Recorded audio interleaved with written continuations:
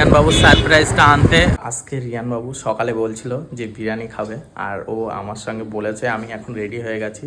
ও কিন্তু কাঁদেও জানে না যে আমি আজকে বিরিয়ানি আনতে যাব। ওকে বলেছিলাম যে রেডি হয়েতে, তো গোসল করে পুরো ঘরে রেডি হয়ে গেছে, আমিও রেডি হয়ে গেছি। তো ওকে বলবো না আজকে বিরিয়ানি আনতে যাচ্ছি, তো দেখবো ও কী বলে। কী ব্যাপার, তুমি এখানে রেডি হয়ে আছো কেন?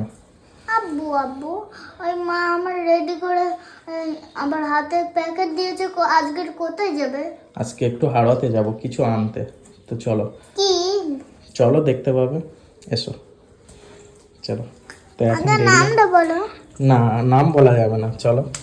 তো রিয়ান বাবু এখানে পুরো রেডি হয়ে গেছে, এখন আমরা বার হয়ে গেছি রিয়ান বাবুর সারপ্রাইজটা আনতে। আর রিয়ান বাবু আমার পেছনে আছে, তো দেখতে পাচ্ছ এখানে রিয়ান বাবু আমার সঙ্গে যাচ্ছিল। এখন আমরা হাড়োয়াতে যাব রিয়ান বাবুর সারপ্রাইজটা আনতে। আর এখন আমরা আছি জুকারুল্লার এখানে। তো রিয়ান বাবু, তোমার জন্য কি আনতে যাচ্ছি জানো তুমি? জানো না? তো চলো বন্ধুরা, রিয়ান বাবু জানে না, তো রিয়ান বাবুর জন্য যখন আনবো বুঝতে পারবে। চলে এসেছিলাম হাড়োয়ার ব্রিজের উপরে, আর এটা হচ্ছে হাড়োয়ার ব্রিজ। আর আমার বাম সাইডে দেখতে পাচ্ছ এটা হচ্ছে হাড়োয়া বিদ্যাধরী নদী।